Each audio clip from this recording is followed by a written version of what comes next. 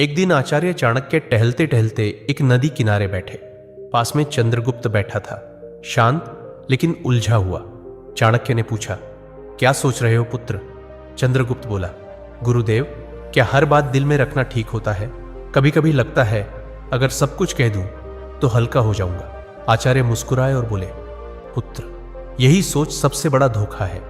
यह संसार उन लोगों को सबसे ज्यादा तोड़ता है जो दिल साफ रखते हैं पर जुबान ढीली, जो हर बात, हर भावना, हर योजना, हर दुख बिना सोचे सामने वाले को बता देते हैं। याद रखो, जैसे एक तिजोरी में धन बंद रहता है, वैसे ही कुछ बातें दिल में रखना ही समझदारी होती है, तो जीवन धन्य हो जाता है। बोलना हर किसी के बस की बात होती है, लेकिन चुप रहना एक कला है, और जो इस कला में माहिर हो जाए, दुनिया उसका कुछ नहीं बिगाड़ सकती। आचार्य ने गहरी सांस लेते हुए कहा, आज मैं तुम्हें वो 7 बातें बताऊंगा जो चाहे कोई कितना भी अपना लगे, उन्हें कभी किसी से नहीं बताना चाहिए, क्योंकि अगर ये बातें बाहर आ गई तो दुनिया तुम्हें तुम्हारे ही शब्दों से हराएगी।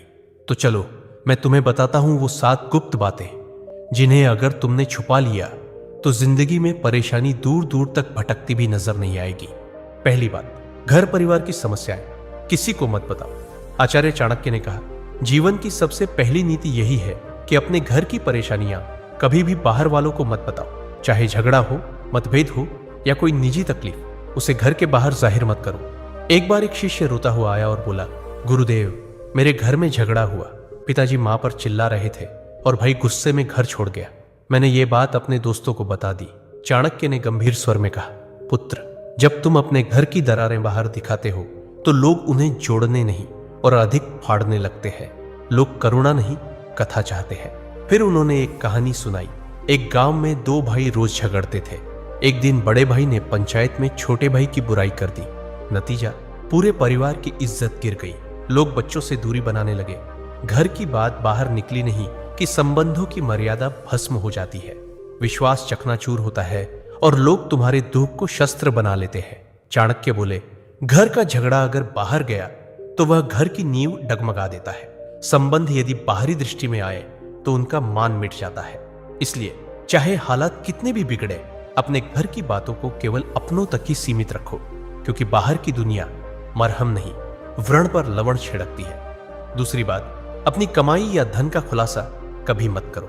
आचार्य चाणक्य ने गंभीर स्वर में कहा, दूसरी ओर बेहद महत्वपूर्ण नीति यह है कि अपनी आमदनी, अपनी संपत्ति या जो कुछ भी तुमने कमाया है, उसका बखान कभी किसी से मत करो।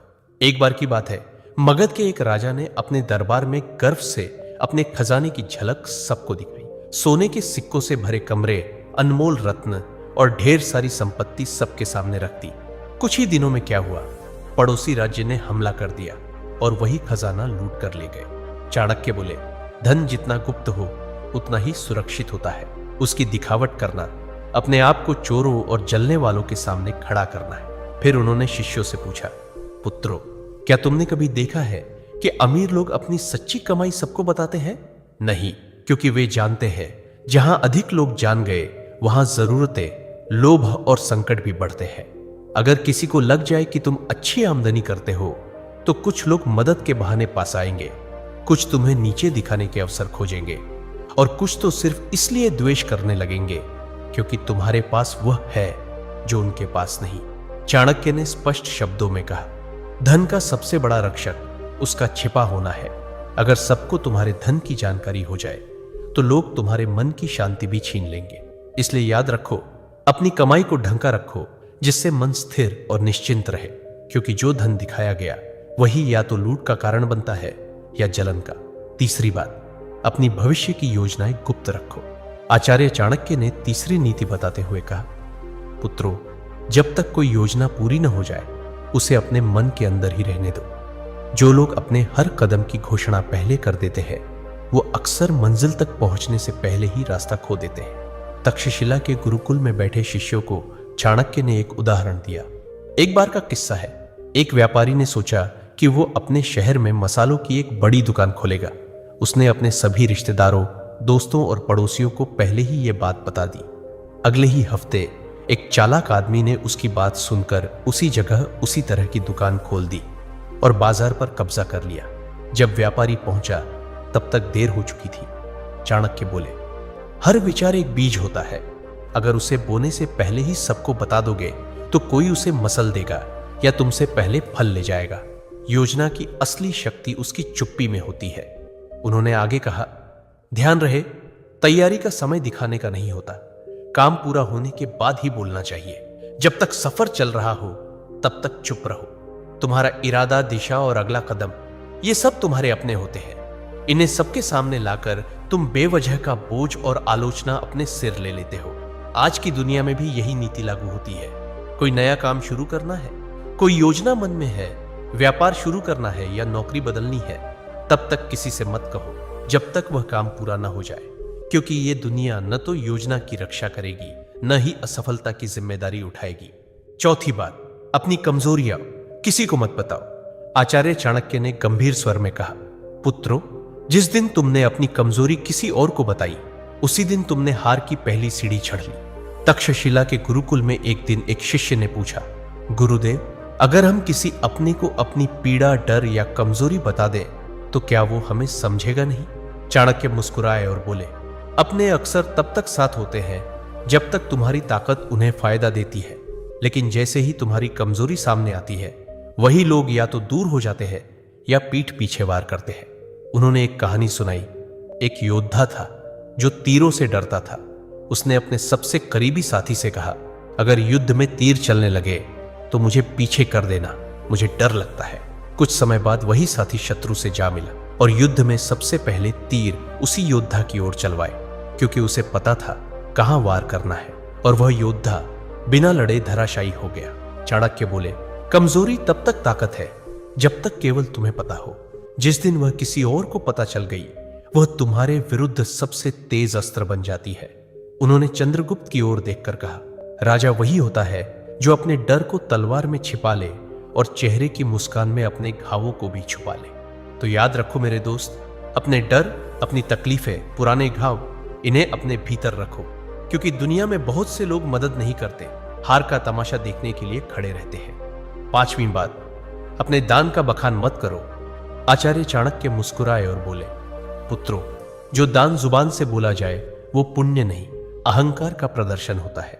गुरुकुल में बैठे शिष्यों ने प्रश्न किया, गुरुदेव, अगर हमने किसी गरीब की मदद की, किसी भूखे को भोजन दिया या किसी छात्र को शिक्षा के लिए सहायता दी, तो क्या यह बताना गलत है? चाणक्य ने शांत स्वर में कहा, जब तुम दान करते हो और फिर उसी का प्रचार करते हो तो वह मदद नहीं रह जाती, वो तुम्हारे घमंड को बढ़ाने का तरीका बन जाती है। उन्होंने चंद्रगुप्त को संबोधित करते हुए कहा, एक बार एक राजा ने दरबार में घोषणा की, मैंने इस वर्ष 100 गायें ब्राह्मणों को दान दी है। लोगों ने तालियां बजाई, पर उसी रात सपने में उसे एक वृद्ध ब्राह्मण मिला और बोला, राजन, आपने जो दिया वो पुण्य नहीं बना, क्योंकि आपने उसका बखान कर दिया। दान तभी फलदायक होता है जब वह छुपा हो। चाणक्य ने स्पष्ट शब्दों में कहा, दाएं हाथ से दिया गया दान अगर बाएं हाथ को भी पता चल जाए तो वह भी अधिक हो जाता है। फिर उन्होंने एक सूत्र बताया, दान वह दीपक है जो अंधेरे में जलता है, उसे कोई देखे या ना देखे, उसका उजाला एक दिन लौट कर आता है। इसलिए मेरे दोस्त, अगर तुमने सच में किसी की मदद की है तो उसे दुनिया को बताने की जरूरत नहीं है। जो सच्चे दिल से दिया गया है वह ऊपर तक पहुंचता है, बाकी सब बस दिखावे की बात है। छठी बात, अपमान और हार की कहानियां कभी मत सुनाओ। आचार्य चाणक्य ने शिष्यों की ओर देखते हुए गहरी बात कही, पुत्रों, जीवन में हर कोई कभी ना कभी हारता है, अपमान झेलता है, लेकिन उस हार को बार बार दोहराते रहना खुद अपने जख्मों को उधेड़ने जैसा है। उन्होंने चंद्रगुप्त की ओर देखा और बोले, एक योद्धा ने युद्ध में हार का सामना किया। उसने हर गांव में जाकर कहा, मैं हार गया, मुझे धोखा दिया गया, मेरे साथ अन्याय हुआ। कुछ लोगों ने सहानुभूति जताई, लेकिन अधिकतर ने उसे हंसी का विषय बना दिया, और जब वह फिर मैदान में उतरा तो सब पहले से ही उसकी हार देखने का इंतजार करने लगे। चाणक्य ने कहा, अगर तुमने कभी अपमान सहा है तो उसे अपनी ताकत में बदलो, सीख लो, पर उसे ढोल की तरह मत बजाओ। दुनिया चतुर है, वो तुम्हारे दुखों पर रोएगी नहीं, बल्कि उन्हें याद रखेगी। उन्होंने एक सूत्र सुनाया, अपमान को याद मत करो, उसे अपने भीतर शक्ति में बदलो।